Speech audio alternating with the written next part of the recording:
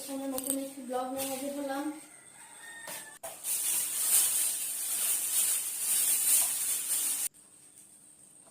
তো দেখো 2 রকমের মাছ আনা হয়েছে।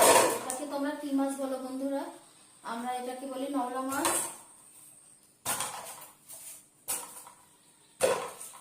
আর এটা বাটা মাছ। তার সঙ্গে ছোট কিছু মাছ আনা হয়েছে। দেখো এটাকে বলে ছোট ছোট ট্যাংরা মাছ মিশানো।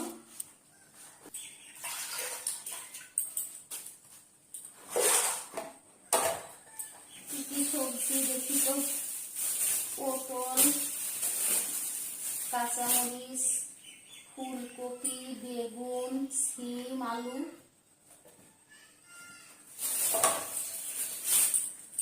আর মাছগুলো আমি কেটে নিই। ছাদে চলে এসেছি, এখান থেকে মাছগুলো কেটে ধুয়ে নিয়ে যাব ঘরে।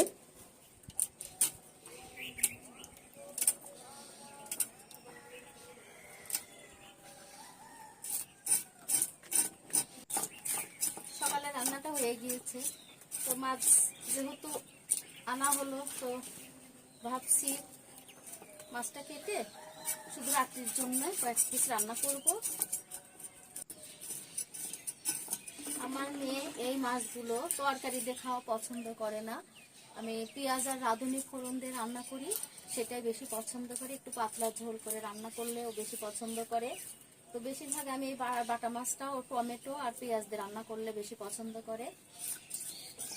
বেশিরভাগ বাটা মাছ আমি পেঁয়াজ দিয়েই করি বা রাঁধুনি ফোড়ন দিয়ে করি। আর এই সাইজের এই নলা মাছটাও আমি রাঁধুনি ফোড়ন আর পেঁয়াজ দিয়ে রান্না করি, কাঁচামরিচের ঝালটা দিয়ে, সঙ্গে একটু আদা বাটা দিয়ে।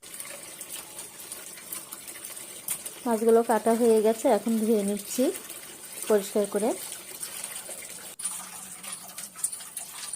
ছোট মাছগুলো একটু ভালো করে ধুয়ে নিলাম কেটে। এখন একটু পলিথিনে কিছু মাছ ধুয়ে দিচ্ছি, ফ্রিজে রেখে দেবো, কারণ একদিনে তো এত মাছ রান্না করবো না, শুধু দুপুরে রাত্রির জন্য একটু রান্না করে রাখবো। জায়গাটা একটু পরিষ্কার করে বাড়ির পাশে চলে যাব, চান করবো। যেহেতু মাছ কাটার পরে চান না করলে ভালো লাগে না, তো বাড়ির পাশে যাব। ধুন্দল গাছে কিছু ধুন্দল ধরে আছে, সেগুলো একটু তুলে নেব। আমার বাড়ির পাশে একটা ছোট মেয়ে বাবু আমাকে হেল্প করছে, ও আমাকে ভিডিও করে দিচ্ছে আর দেখিয়ে দিচ্ছে কোথায় কোথায় ধুন্দল ধরে আছে। দুইটা আছে।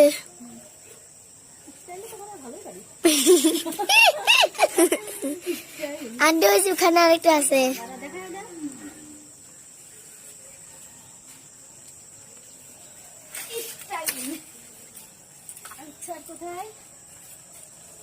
ওই যে